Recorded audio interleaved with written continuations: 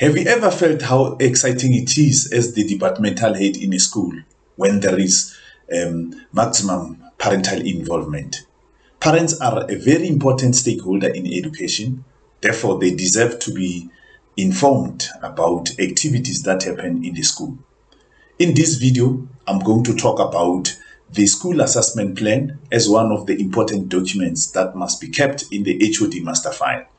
A school assessment plan is a document that outlines the program of assessment in the school, and it includes the grade, the subject, the form of assessment, and as well as the dates on which those assessments will be administered. As I've stated in my intro, it is very important to keep parents posted about the activities happening in your school, including the program of assessment. My name is Gezani Sikuni. Welcome to my YouTube channel. When parents know when are the learners going to be assessed, they will ensure that they support them so that they do well academically, and they will ensure that they don't absent themselves from school during assessment time. The school assessment plan is the document that informs parents about this particular critical information. Without any further waste of time, let's have a look at the template that I've made reference to. As you can see on the screen, we are having a template that I spoke about, which is the template of the school assessment plan. Then I said this is for the intermediate phase. Of course, you can also develop for the other phases. Remember, I said for it to be called the school assessment plan is because it is inclusive of all the phases. Then here on top, you will have the name of the school, and then you can also include the logo or the header, whereby you will have the other details of the school, right? As we look at the school assessment plan, you would find that the first column, the heading there is the subject, okay? So in the intermediate phase, these are the example of subjects that we have in the intermediate phase: home language, FAL, maths, natural science and technology, social sciences, and life skills. So the first column here is going to be made up of the subjects as they are administered or offered in the school, right? Then you will also have some other information on your right there. The second column, it speaks to grade 4, followed by grade 5, and lastly is grade 6, okay? As I've indicated that we are using the intermediate phase as our example this time around, okay? Right, so then what comes next is that we are now going to look at the form of assessment per grade. So as indicated in section 4 of all the subject policy documents in terms of assessment, we don't expect teachers or the HOD or the school assessment team, as and when they develop the school assessment plan, to deviate from what is indicated in the policy. Okay, we should stick to the types of or the form of assessments that are given per term, per subject. All right, so this first space is the one which is intended to write the form of assessment. And the form of assessments could include, for instance, we can have some of the forms of assessments being a test, an assignment, a project, or a practical task, depending on what is indicated in section 4 of that subject policy document in terms of what are the forms of assessment that can be administered in that particular term.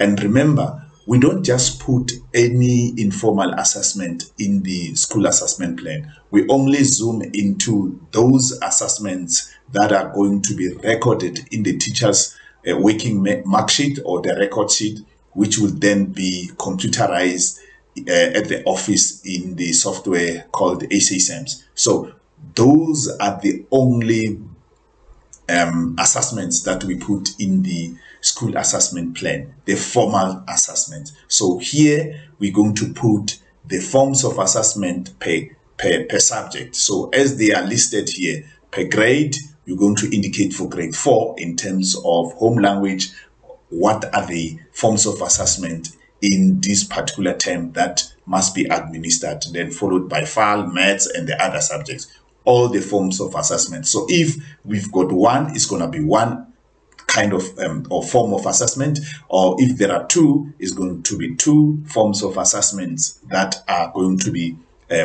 indicated here per grade. So basically, that is what is supposed to happen. As I've indicated, that we don't expect any deviation from policy in terms of the forms of assessment.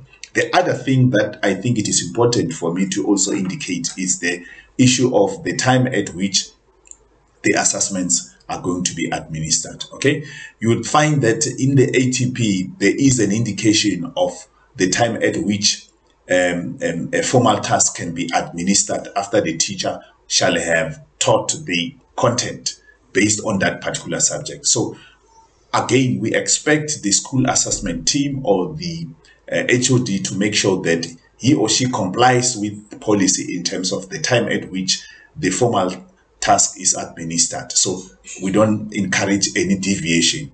So we don't want a situation whereby learners are assessed from the work which is limited. Some of the work that is supposed to be assessed not being assessed because of the teacher having chosen some of the information. So we should make sure that at all times we honor what the policy requires us to do.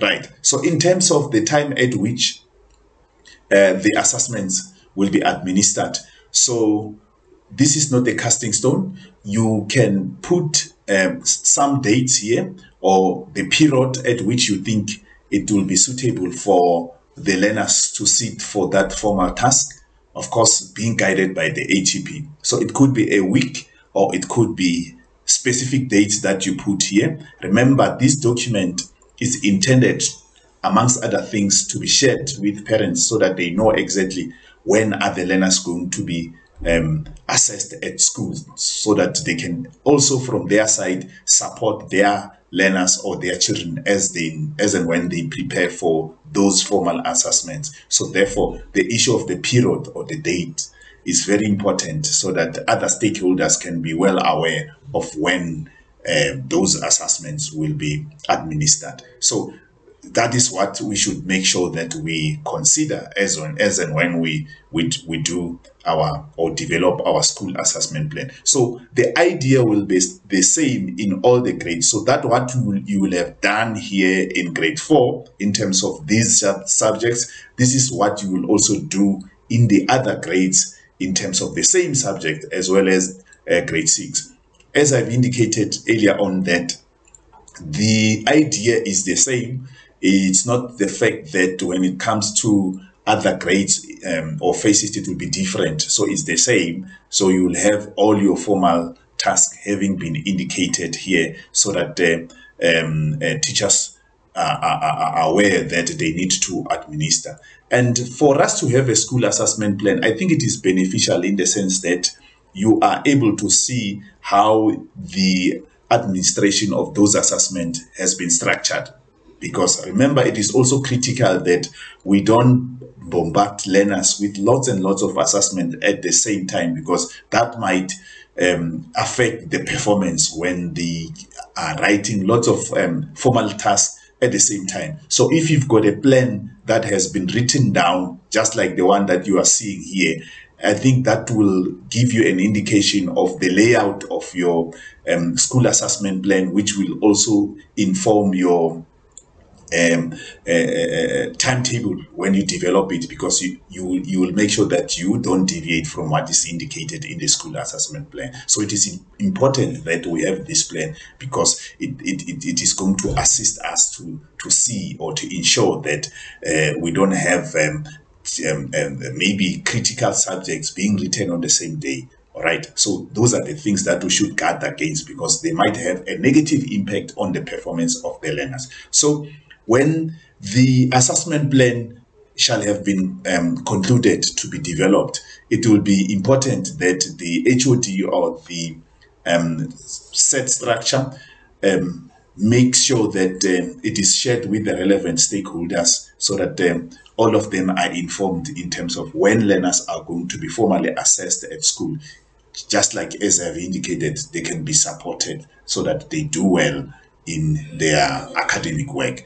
So remember, don't forget to comment or like the video, as well as clicking on the subscribe button so that you can get a notification whenever I release a new video in future. Goodbye. Thank you very much for your time.